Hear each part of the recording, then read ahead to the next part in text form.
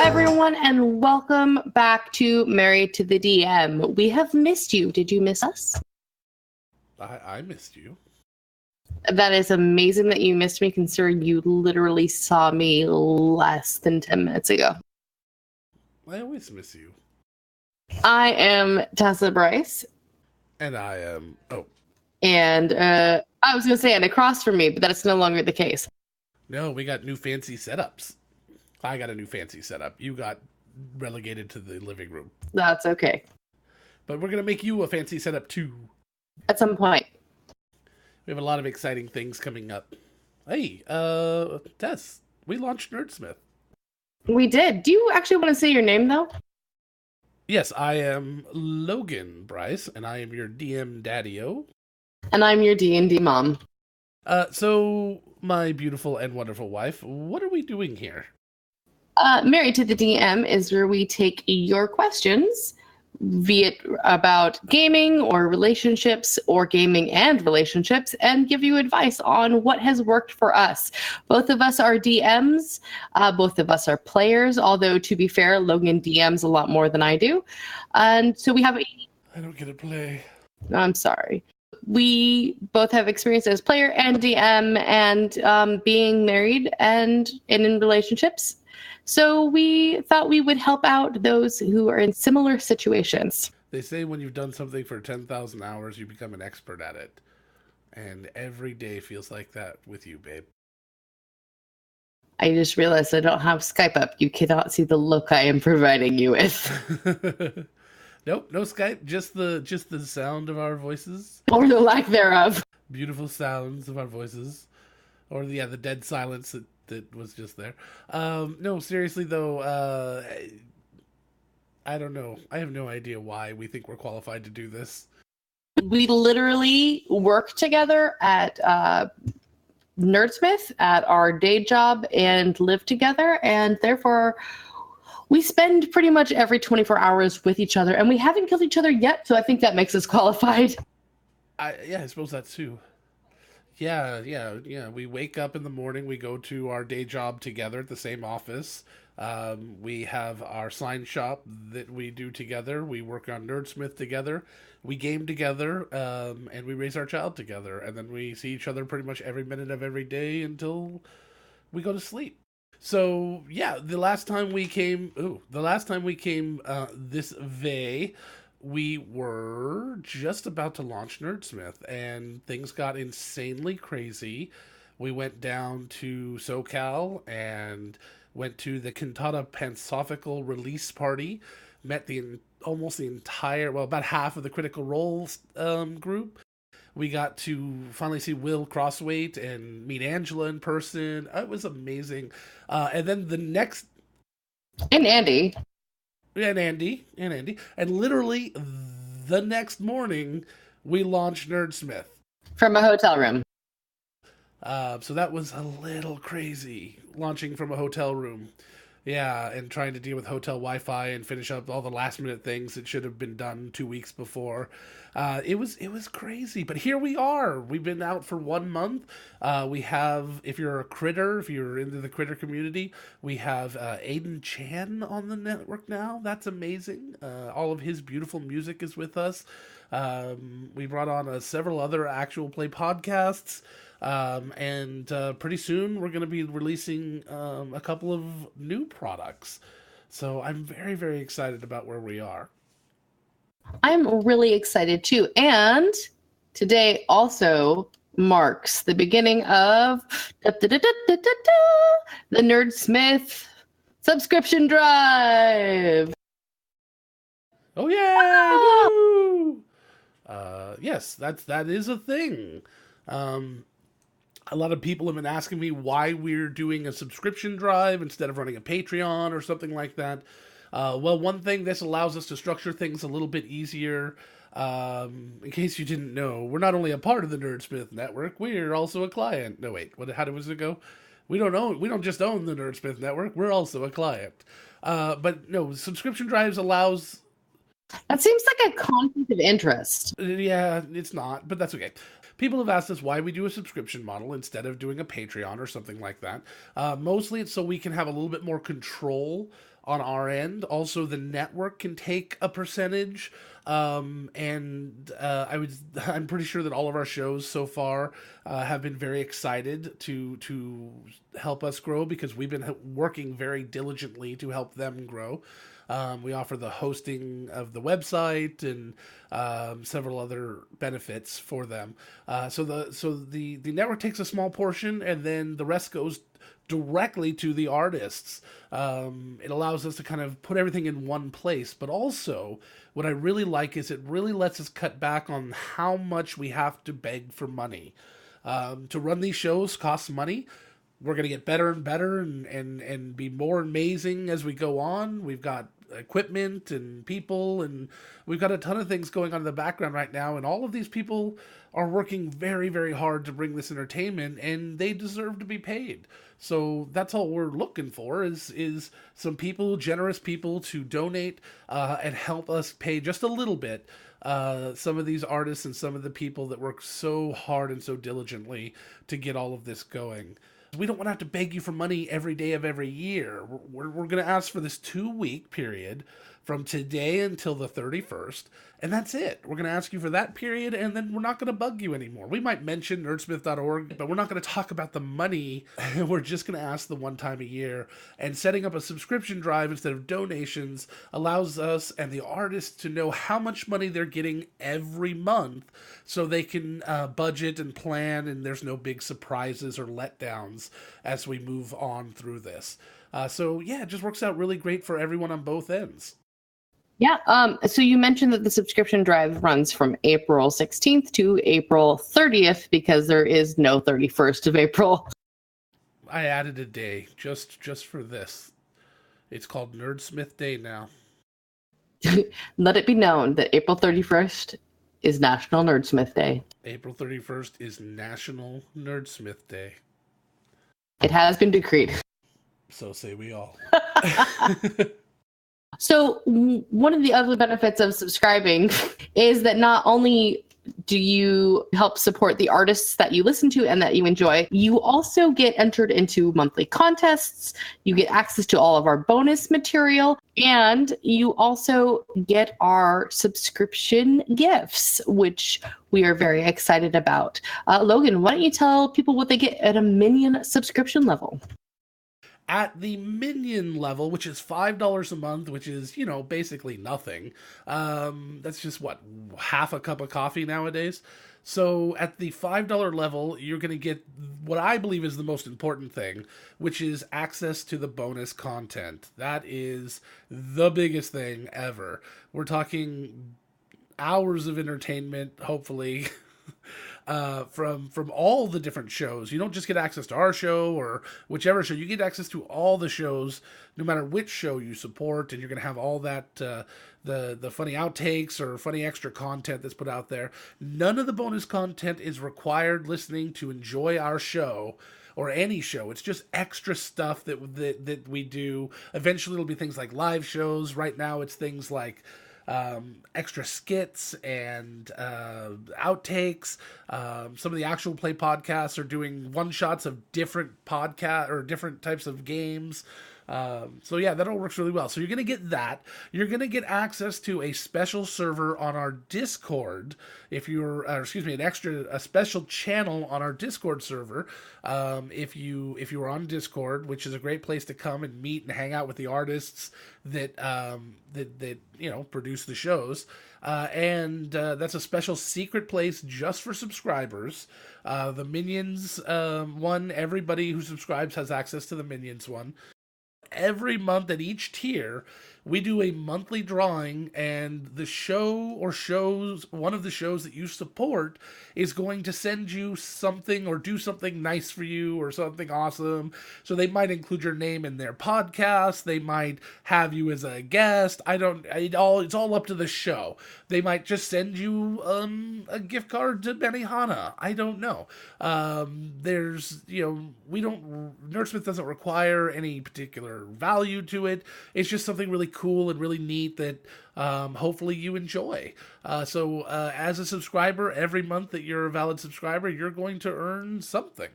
Or at least you're going to be in a drawing for a chance to earn something from one of the shows you support. So yeah, that's pretty amazing. All for $5 a month. That is our minion tier, and our sidekick tier is $10 a month. So you get everything that you get in the minion tier, which is the bonus content, the access to the minion channel, the entry into a monthly drawing for prizes. Also, you get access to the sidekick channel in addition to the minion channel on our Discord, 50% off of our nerd alerts, so you can send a message to a loved one for even less than you would be able to otherwise. So you'll get your choice of a Nerdsmith hard enamel pin or a keychain, which is struck copper and also doubles as a bottle opener. And that is our sidekick level, correct? Yes. So champion level, that's our third and highest tier right now, although if you want to give us more than $20 a month, please contact us. We will do something extra special for you, I promise. But the champion level is a $20 a month subscription. And at that level, you get everything the minion gets. You get everything the sidekick gets. And we're going to add on a free nerd alert. So you're going to get just a free nerd alert, which means you can send a shout out on any channel on the station. So you can, whatever show you want to throw a shout out to friends or family, we'll go ahead and do. That's completely free. In addition, you'll get access to a very special champion section of the server. You'll also be entered into a special champion level donation drive. You will get the hard enamel pin and the struck copper keychain. And in addition to that, you will also get a glass mug with the Nerdsmith logo on it. So yeah, that's for $20 a month. You get all that amazing stuff. And our undying gratitude. Yeah, if you are curious about the other shows that Logan and I do, we do WAND Radio. We do The Shenanigans, where I play Bonnie, and Logan is our DM. Logan has 20-Sided DM, which is his YouTube channel for helping you learn to be a better DM, giving you tips and tricks on how to expand your storytelling prowess. I do Charm and Trouble with our good friend Heather, who is also a director at Nerdsmith. We also have streaming thing coming up. I can't talk too much about it, but it's going to be very interesting. And let's just say that over the past 30 weeks, we've been preparing for this and practicing by playing a different game. But it's going to be an actual play D&D stream, and it's going to be very exciting. I, for one, am extremely excited. Mainly because I get more amazing storytelling. Oh yeah? Who's going to DM that? I don't know. It doesn't matter because I'm the Logan now. No, it's going to be Logan. Logan is going to DM. All right. So yeah, let's go ahead and take some questions. The first one comes to us from the Chad of Chaos.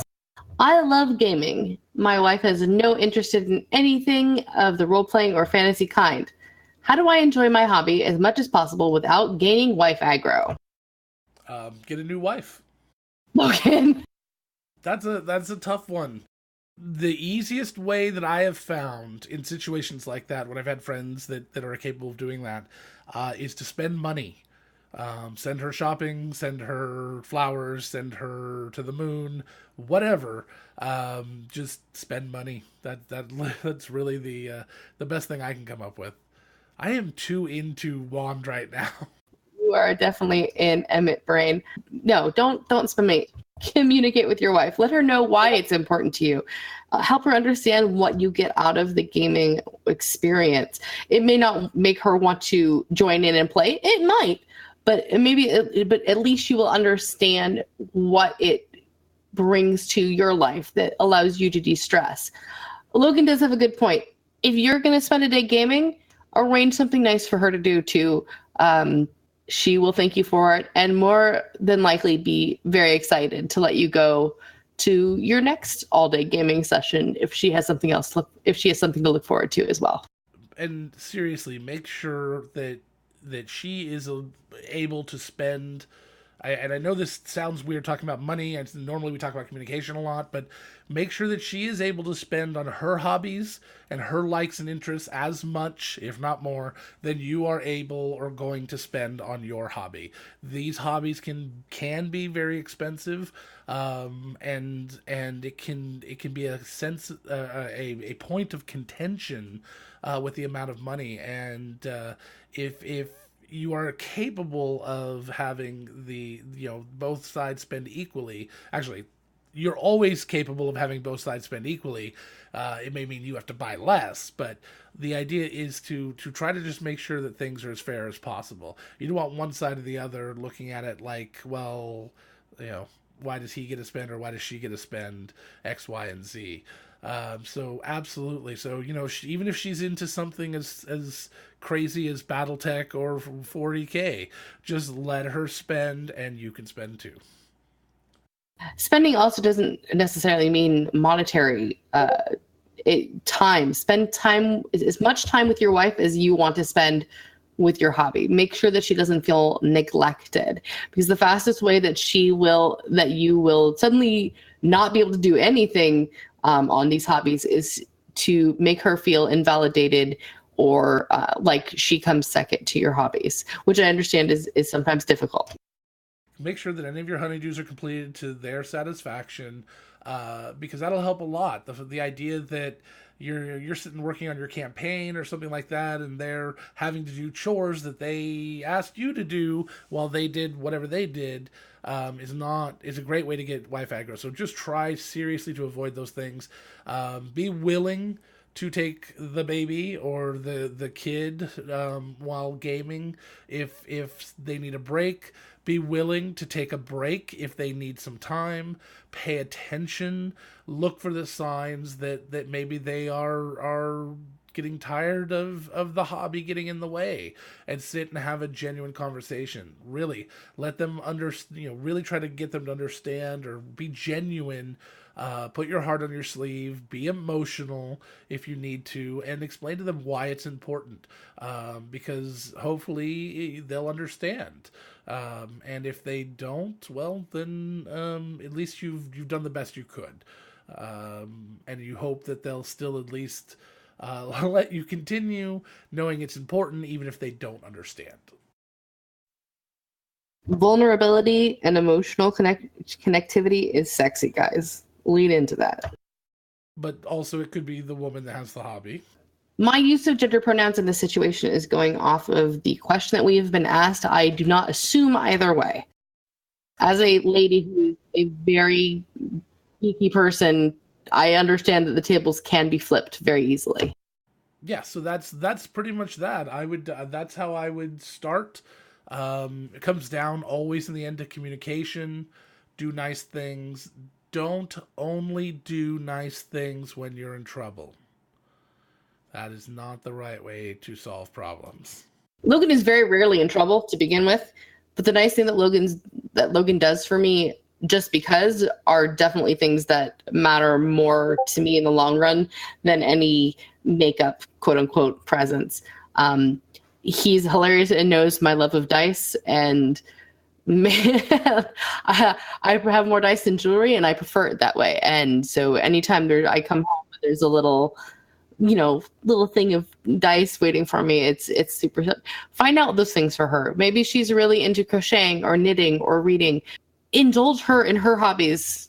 Find out if there is some aspect of the games. Maybe it's just board games, or maybe there might be something that they are interested in. I have Tessa's mom is just really into dice. She doesn't play any games, but she just loves looking and seeing and touching dice, to the point where I would bet she might buy a set. So maybe they might just be into collecting things like the little miniatures or something, or painting miniatures. There might be some aspect of the hobby that you can share, that you haven't looked at yet, because you haven't sat down and had just a seriously genuine conversation, and like really showed with passion each part of your hobby. So that's what I would do. I really hope that helps, Mr. Chaotic Chad. Should we go ahead and handle a question from Andy then? Andy needs no help. Well, this one is not necessarily a relationship question in a romantic relationship sense, but more a friend relationship sense. Oh God, is this about me? Yes, it's about you. I didn't want to tell you, love, but I think we're gonna have to talk about it. Oh no. Oh no. Oh, I'm not spending enough time with Andy. I get it. Anyway, Andy's question. I'm trying to introduce a group of people to D&D 5e. Members of the group have either never or very rarely played tabletop role-playing games. I'm going to run a one-shot that will hopefully include a little bit of combat, a little social interaction, and a little bit of puzzle solving as an intro to see if they want a campaign. Do you have any advice on how to begin the one-shot? Should there be an info dump on how to play 5e? Should I just tell them to roleplay and I'll tell them what to do mechanically? Love, Andy Pants. Andy Pants. That's. I'm definitely with you there. That's a tough one. That was me, not him. So What? Andy Pants? yeah, that was me, not Andy. No, I like it. No, that's fine. I was saying I understand him. I have been in this situation. My first thought, don't do D&D. um D&D is a semi-complicated system. They've gotten a lot better, but it is still fairly complex. Get away from D&D. Go find one of the simpler role-playing systems. Maybe one of the one-page, two-page systems. Even I've heard Dungeon World is very good and simple. I bet it's still probably fairly complex. I absolutely would maybe White Wolf. White Wolf has some amazing games in it. You can even Honey Heist. Honey Heist. They can be bears. That's a little too. I like the idea they're still humans, or humanoids. Um, that's my first quick bit of advice. But other than that, if you're sticking with 5e, Tessa, do you have any good ideas? My thought is if you're going to stick with Dungeons and Dragons as a specifically 5th edition as their jumping off point, I would try and give them something that's very simple. Maybe get a modified character sheet that has very basic stats. When I was first learning to play, Logan, we were playing Pathfinder, and Logan had a very particular character sheet that did a lot of the math for me that was very easy to understand. I highly recommend that. If you think your players might be more interested in the flavor, talk to people about the lore of the world. Even for a one-shot, I guarantee you they'll be more engaged. But I have to agree with Logan on this one. If you're not married, haha, see what I did there? To the idea of Dungeons and Dragons for this first intro in this little dabbling, I would definitely check out a system like White Wolf, which is very literally you can learn in 5 minutes. Any of the one-page RPGs, even something like Og, which is literally one of the most hilarious role-playing games I have ever learned. And you can get all those things. You can get your puzzles. You can get your social interactions. You can get your combat into simple little forms like that. And it may make it more enticing for people to go a little bit more in depth if they can get an idea of what that might be like in a smaller setting. Og and Land of Og is by a gentleman named Aldo Giosi. I think that's how you pronounce it. And it's a little simple caveman role-playing game. You can look it up online. It's a lot of fun. But I just wanted to, if we mentioned it, I want to kind of throw it in there. That one's a little more complex, but it's also, complex for a one-page because there's some concepts in it that may be a little foreign to people who have never done tabletop role-playing. But if they've ever done improv, any improv kind of classes, acting, they'll probably do just great with it. So the next thing I have to say is KISS. Keep it seriously simple. The best introduction role playing the game that I've heard. There's 2 different scenarios that I use. One comes from a buddy of mine, and I'm sure he got it from somewhere. If he ever listens to this, he's welcome to tell me so I can tell the world where he got it from. It is the Orc and Meat Pie one-room dungeon. It is literally a one-room dungeon. It is, you walk into the dungeon and you're in a room. Across to the other side of the room, there is an orc, and he is sitting guarding a meat pie, and your character wants the meat pie. It's usually run for one person at a time, but you can do a group. It's kind of hilarious. That's it. You then just let the players kind of go. They can use problem solving. They can use role playing. They can use combat. The idea is that they have a million different ways to solve this simple little problem of we want to steal that guy's meat pie. So that's a fun little simple one that I've done before, and I've changed the complexity up. I've added traps. I've made the orc into an ogre or something like that to make it a little more difficult, or something that might relate a little bit more to people. That's a fun one. If you're gonna go with something a little bit bigger, I have heard amazing things about the Mines of Phandelver, which is the first box set, the starter set that comes for D&D. That has pre-generated characters, so they just grab their sheet and start playing. You can talk to them a little bit about how to play it, but for the most part, you get this pre-gen, great little 1 to 2 session, maybe 3 session one-shot game that can lead into a lot of other things. So those are kind of some things that I would start with. I definitely like the idea of trying to fit in a little bit of everything. So that is a very good thing. The other thing is, don't overwhelm them with rules. Don't let them, unless they really want to, read through the rule book. Don't let them worry too much about their stats, please.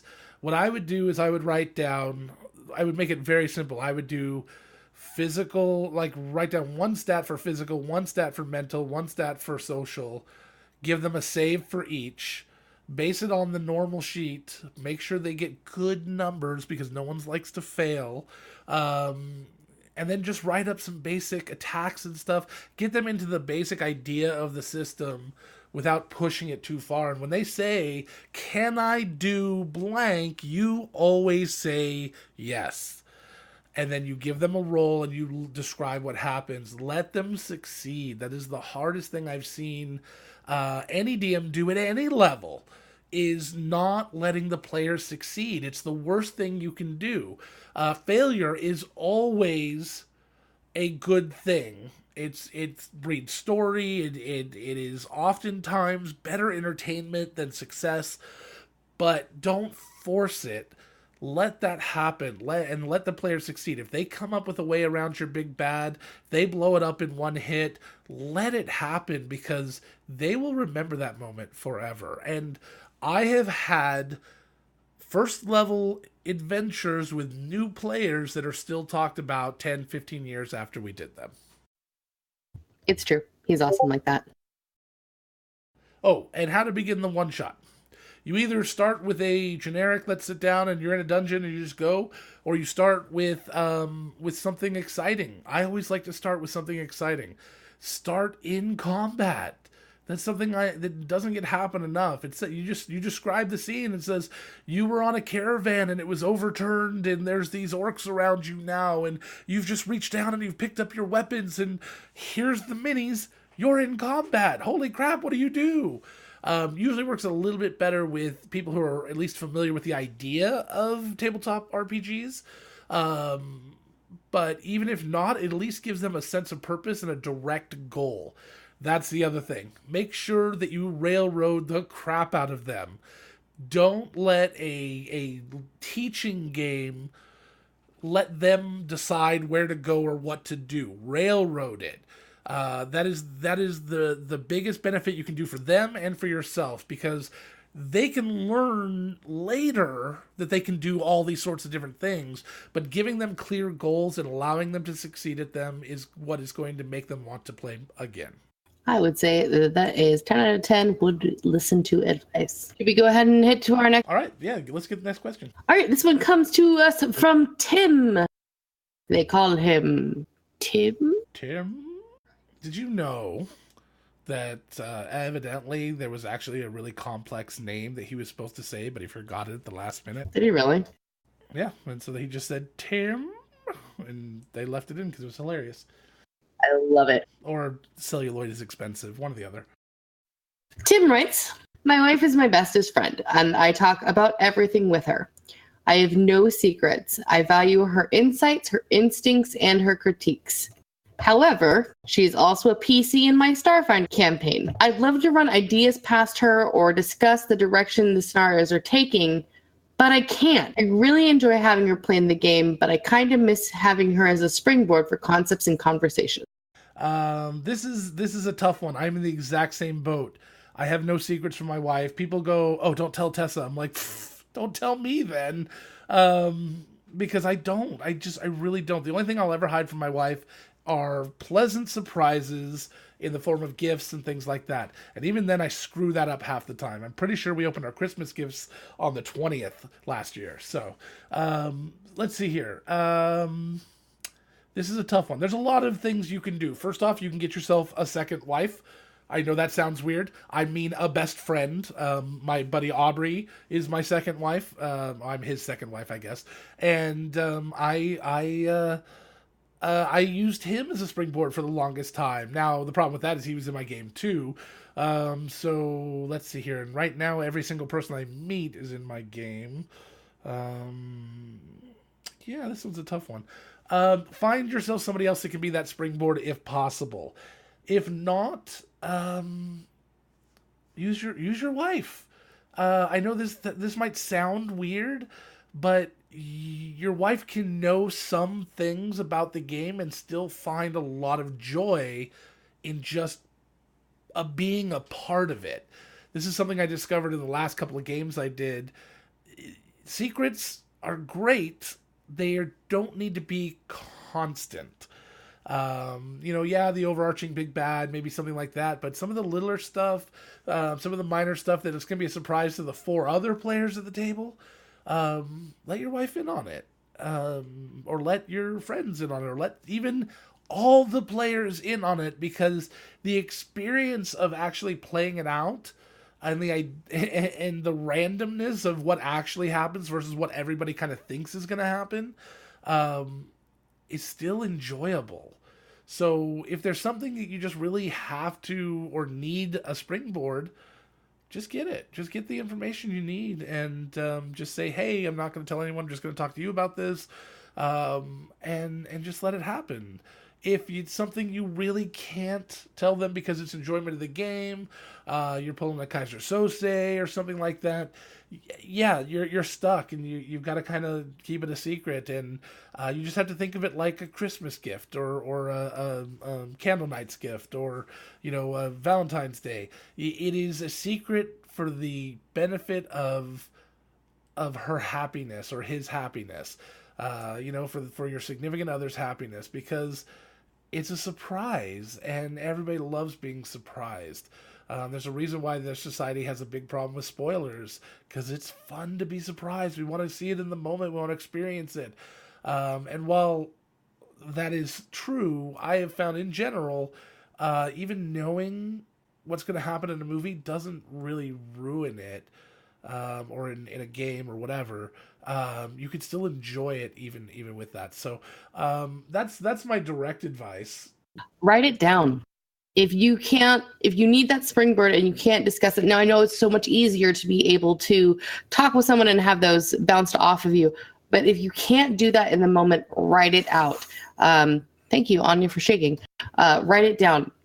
Getting your thoughts down on paper or on a computer screen is going to help you organize those thoughts better. Especially if you're doing something like a Kaiser Soze moment where you really want that reveal to be secret. Also, but then you're going to have to eat that paper or burn it because she will find it. Put it in your shoe, walk around on it, absorb it through osmosis. If you let her know, hey, I need to break.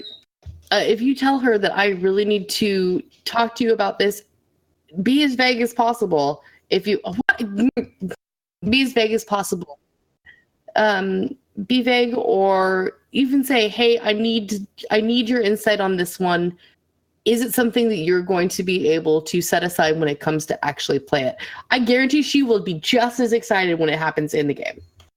Because I know I was. And for all of you Tolos people out there, I know way more than I ever let on. Sorry, I'm shutting up now. Thank you, Yzma. So that's basically that.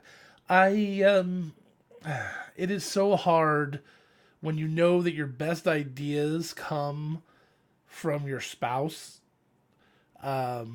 You run ideas past them and things just get instantly better, but you also want to surprise them. It is very hard. So I still lean towards find someone else.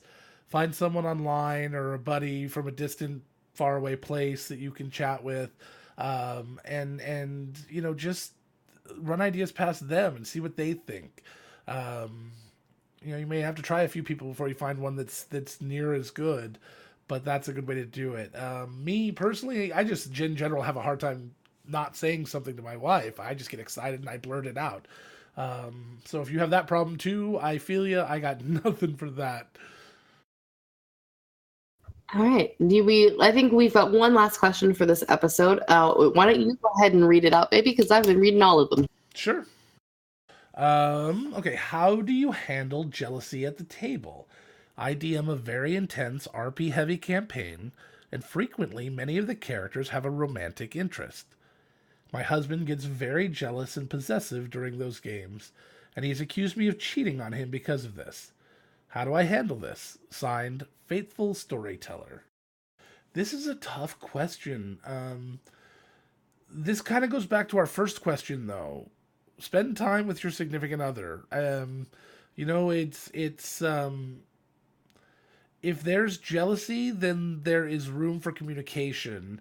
If communication fails, then there's not a lot else you can do. There's many stages to communication. When you start talking about jealousy and concerns like that, it gets crunchy. And when things get starting crunchy, the concern I have is, and I don't know anything more than this, is the husband in playing at the same table? Is he in the house at the time? Can he listen in? Does he play too? Does he not play? There's a lot of questions I had to really understand the situation better before I could give really good advice. But in general, spend time. Make sure they understand that it's just a game, and that it is while emotional, it's the same feelings and emotions of watching a movie or reading a book, and getting really into it. He wouldn't get jealous of a book, but I understand that it seems different because there's other people, but they're just characters. And we can get into them. We can get really into them. Some people out there, very few, have dangerously so gotten into their characters. But in general, we are all able to separate, and it's healthy. There's been many studies done showing the healthy therapeutic benefits of role playing. So I would try to communicate. I would sit down seriously and say, look, I understand that there's this issue here. I understand maybe you don't understand what we're doing, or maybe I'm not showing you something. I'm not showing you the right amount of attention in comparison. That's tough. That's a really hard question. The big concern I would have is it affecting the game, or is it just away from the table? If it's affecting the game, if he's around, I guarantee your other players know that it's happening, and it may start changing how they act in character and things. It's something to watch. I really, this is a very crunchy subject. What do you think, babe? This is tough. I would back to what Logan said. Communication. We have all had those moments where we've gotten heavily invested either in a character or a story or something, a form of media that you identify with so closely that it becomes a little too real.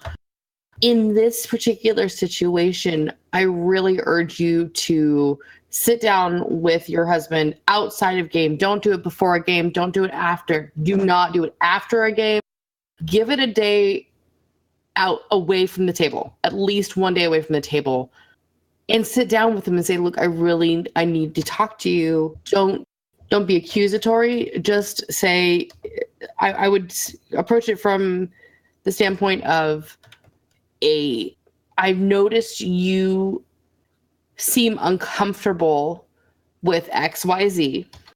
Is there something that I can do to assuage your worries? And then also remind them that this would be no different than seeing you act in a play with other co-stars. If your husband is not someone at the table who has a romantic interest, see if that's something that he would like as part of the table. Include him in that. Help give him a romantic interest to interact with as well. If they're not interested in that and have a very fundamentally different play style than you, then you might have to try other forms of communication. But I think including them in that kind of interaction is really important. On a personal level, in our last game, Logan literally had a romantic interest with, I think, 95% of the people at the table, including me. And I'm very strange. I derived incredible enjoyment out of watching those interactions because I found them very fun and entertaining. But Logan is also very good in making sure that away from the table, I still felt like I am important to him. And I think that if you get so caught up in those moments where you're like, oh, that was such a great session, I really loved this little tidbit, it was so fun to play and flirt and enjoy that, they may be feeling a little left out and hurt, and that might be where the jealousy is stemming.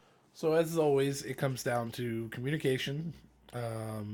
If communication doesn't work, you have to start looking at weighing the pros and cons of the situation, because leaving a situation like that, or if there can't be an understanding that is reached, it can turn negative.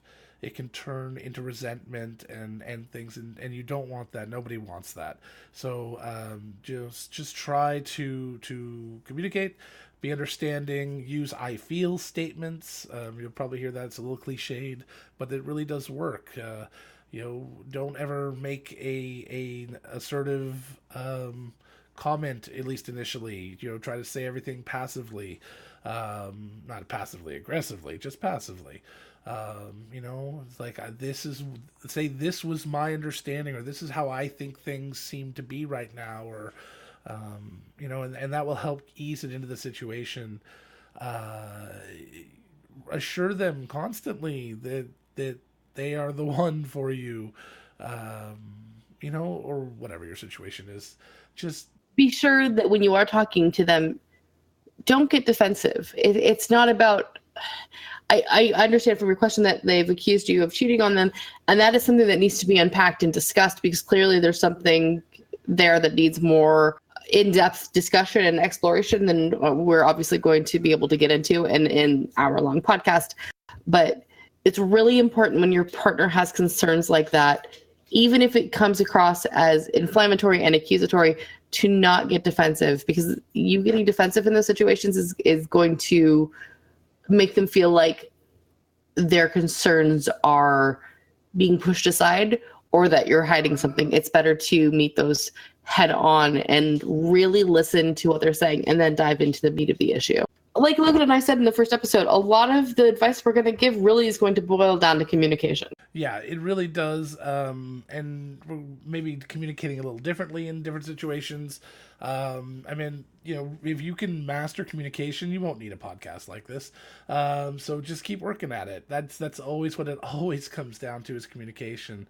And eventually, the downside is sometimes you communicate and you realize that we can't communicate in the way that we need to, or, you find things out you may not want to find out, but at least you find them out and you don't live with them for weeks, months, years, decades.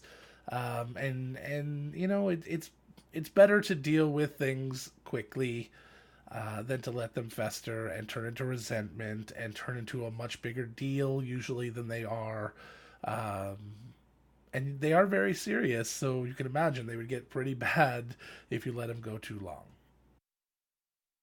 We wish you very much the best of luck in this situation. And please, if you have an update or need further advice, please do not hesitate to contact either Logan on Twitter or myself on Twitter or on Facebook or via whatever medium that you prefer. Logan, anyone who's having the situation who really needs an objective third party to listen to what's going on, we are available. You can find us on Twitter. You can reach out to us. You can find us on the Nerdsmith Discord.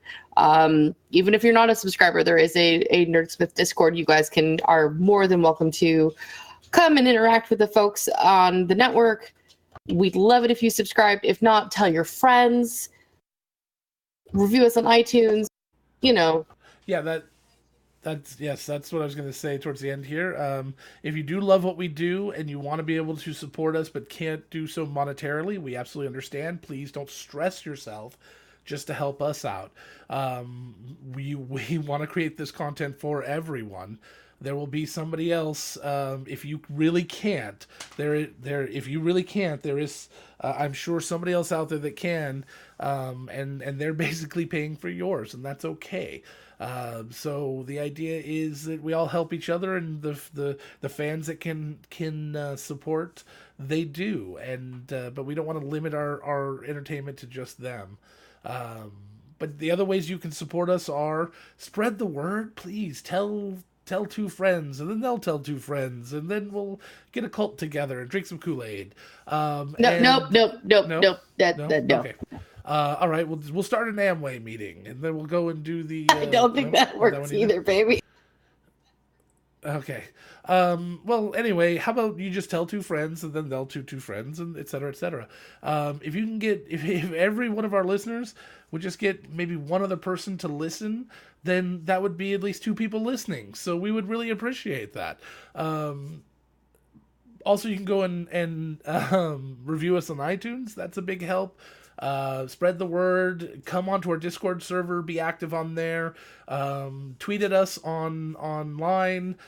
Use the hashtag #WeAreNerdsmith, which connects to the Nerdsmith network as a whole. Go listen to other shows on the network. There's some amazing shows out there. There's the ones we do. There's Chaotic Goodness, which is a great Uncharted Worlds podcast. There's Aiden Chan with his music, and who did we just Roll Like a Girl? Roll Like a Girl's all female cast actual play podcast. That's amazing. And soon we'll have a bunch of, we're going to be adding new stuff forever. So please come by, take a look. Threads in the Veil is launching this week with our subscription drive. Am I correct? It will be launching during the subscription drive. That's all I know. I'm very excited about that. Which is a audio drama that runs parallel to our actual play podcast, Shenanigans.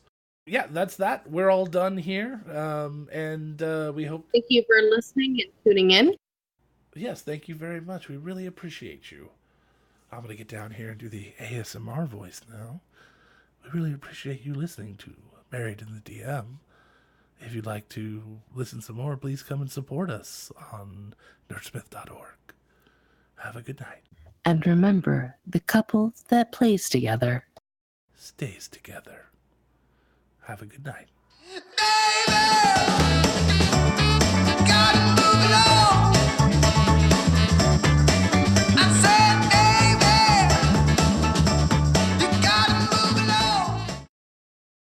I'm sorry, guys. We got to jump it. I'm sorry. What do you do? What do you mean jump You're it? going to do a wild jump? You're going to kill us all. I don't have a choice. Oh, I'm no, sorry. this isn't good. You know what happened last time. We're not. I got to go. Sorry. Hold on. Guys, we're taking fire. Land us near a hospital. Hold on. Like what you hear? This is a small sample of the action and excitement that await you every Monday on the Chaotic Goodness Podcast.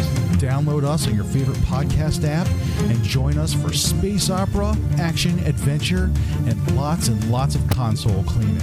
Let the chaos begin. Now we can be found as part of the Nerdsmith Podcast Network. Find us at nerdsmith.org.